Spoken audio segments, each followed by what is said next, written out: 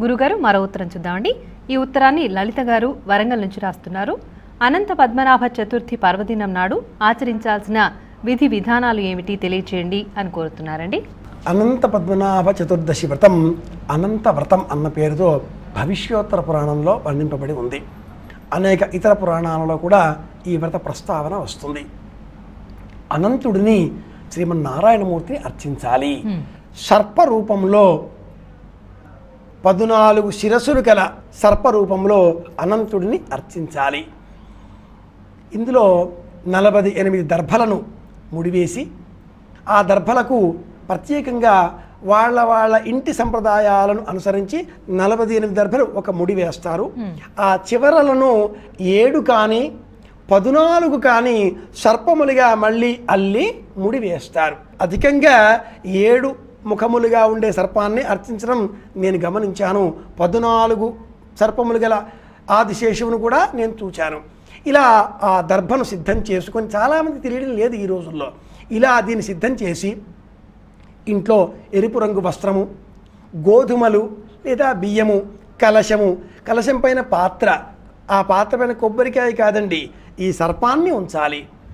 ఈ సన్నిధానంలో 2 గ్లాసులలో గంగా యమున అన్న పేరుతో 2 నదులను పూజించాలి. అనేక వ్రతాలు మనం చేస్తుంటాం. ఏ వ్రతంలోనూ లేకుండా ఈ ఒక్క అనంత పద్మనాభ చతుర్దశి వ్రతంలోనే యమునా పూజ అన్న పేరుతో యమునా నది, గంగా నది ఈ రెండింటికి అర్చన వస్తుంది. యమునా యై నమః అని షోడశోపచారాలు ప్రత్యేకంగా అనంత పద్మనాభ చతుర్దశి వ్రతంలోనే యమునా పూజ వస్తుంది. ఎందుకని అంటే నిమజ్జనానికి సంబంధం ఉంది. ఏ ఆదిశేషు పైన కృష్ణుడు పరమాత్ముడు నృత్యం చేసి లోకాలన్నింటినీ రక్షించాడో అది యమున.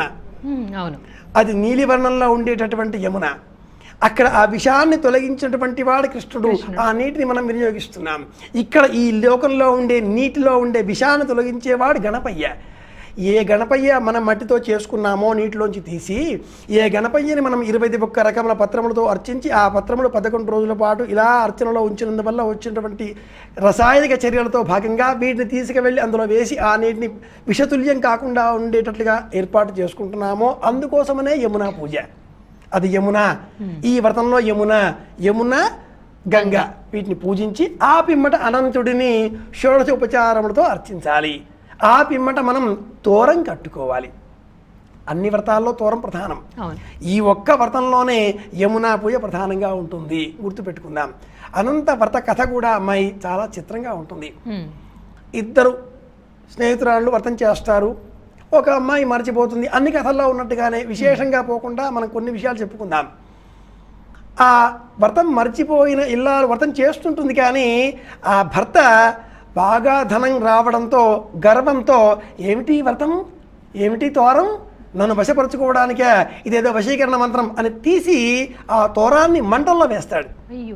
దాంతో సకలము నశిస్తుంది. అతడు మతిభ్రష్టుడు అవుతాడు. అడవులలో తిరుగుతూ ఉంటాడు.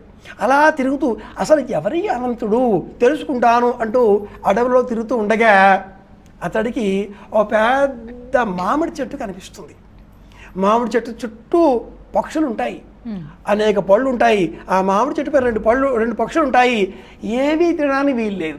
అలా చూస్తూ ఉంటాయి. పళ్ళు ఉన్నాయి, తినడానికి వీలు లేదు. చూస్తూ వెళ్ళిపోతాడు. ఓ పెద్ద ఖాళీ స్థలంలో కంఠం మట్టికి బాగా ఏపుగా ఎదిగిన గడ్డి కనిపిస్తుంది. అందులో 2 ఆవులు ఉంటాయి. అవి తినడానికి వీలు లేకుండా ఇలా చూస్తూ ఉంటాయి బాధగా. తినొచ్చుగా, తినవు. అలాగే ఇంకొంచెం ముందుకు వెళ్తాడు. చవిటెపర్రు నేల కనిపిస్తుంది. ఓ గాడిద, ఓ ఏనుగు కనిపిస్తాయి. మట్టి అంతా మెరియలు తీసిన మట్టి కనిపిస్తుంది. బాధపడతాడు ఆ బ్రాహ్మడు, దుఃఖపడతాడు, ప్రాణత్యాగం చేద్దామనుకుంటాడు. అనంతుడు కనిపిస్తాడు. చివరకు వచ్చేస్తే ఈ బ్రాహ్మడు ఆ అనంతుడిని, స్వామి శ్రీమన్నారాయణ, ఏమిటి ఈ కథలకు అర్థము అంటే, వచ్చిన చదువు ఎవరికన్నా చెప్పకపోతే అడవిలో ఇలా మామిడి చెట్టే పుడతాడు, పళ్ళుంటాయి, ఎవరూ తినేవాళ్ళు ఉండరు. ఆ పండు తినేవాళ్ళు ఉంటే చెట్టు సంతోషిస్తుంది. వచ్చిన విద్య ఎవరికి చెప్పకపోతే ఇదిగో ఇలా ఎందుకు పనికిరాని జన్మ లభిస్తుంది అంటూ చెబుతాడు అనంతుడు. అలాగే రెండవది, అన్నదానం చేయకపోతే ఇదిగో అంత కంఠంమంటూ గడ్డి ఉన్నా కూడా తినడానికి వీల్లేదు. అలాగే ఎవరికైనా ఏదైనా దానం ఇచ్చిన తర్వాత దాని మీద మళ్ళీ మనకు మమకారం కలిగి నేను ఇది ఇచ్చాను అని మళ్ళీ లాక్కుని దాంతో వ్యవహారం చేస్తే ఇదిగో చవిటపరలో ఏనుగులాగా, ఏనుగు మదానికి అహంకారానికి ప్రతీక. పనికిమాలిన జీవి గాడిదలాగా జన్మిస్తారు అంటూ అనంతుడు ఈ కథలో చెబుతాడు. ఈ కథలలో అనంత పద్మనాభ చతుర్దశి ఈ రోజు కాబట్టి, లేదా ఆ వినాయక నిమజ్జనం రోజు కాబట్టి ఈ కథలలో ఉండే అంతరార్థాన్ని గుర్తుపెట్టుకుందాం. వచ్చిన చదువుని 10 మందికి చెబుదాం. అలాగే అన్నదానం చేద్దాం. ఏదైనా దానం చేస్తే దాని మీద అపేక్షని మనం వదిలిపెట్టుకుందాం. అనంతుడి పూజలో యమునా నది పూజ, అందుకే నిమజ్జనం. అందుకే ఈరోజు నిమజ్జనం, వినాయక చవితి రోజు పూజించిన గణపతిని ఈ నదిలో ఇందుకోసమే నిమజ్జనం చేస్తాం. ఇది సంబంధం. గురుగారు మరో ఉత్తరం చూద్దామండి. ఈ ఉత్తరాన్ని నరసింహారావు గారు భీమారం నుంచి రాస్తున్నారు.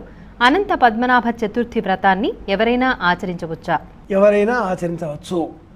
ఈ వ్రతం ఇంట్లో పరంపరగా ఉండాలి.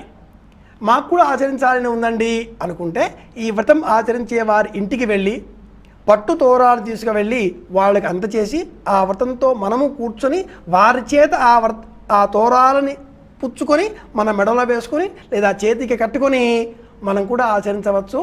అందరూ ఈ వ్రతాన్ని ఆచరించడానికి అర్హులే. గురుగారు మరో ఉత్తరం చూద్దామండి. ఈ ఉత్తరాన్ని వెంకటేశ్వరరావు గారు దేశాపేట నుంచి రాస్తున్నారండి. అనంత పద్మనాభ చతుర్థి వ్రతం ఆచరించడం వలన కలిగే శుభ ఫలితాలు ఏమిటి తెలియచేయండి అని కోరుతున్నారు. అనంత పద్మనాభ స్వామి శ్రీమన్నారాయణమూర్తి యొక్క స్వరూపం. ఆ స్వామి స్వరూపాన్ని కాలస్వరూపంగా మనం ఆరాధన చేస్తున్నాం.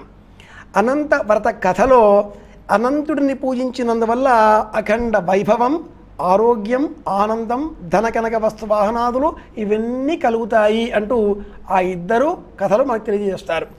అలాగే దాన మహిమ, ఏదన్నా మనం కలిగిన దాన్ని ఇతరులతో పంచుకుంటే అది పెంచుకోబడుతుంది. పెంచుకునేది ఆనందమే.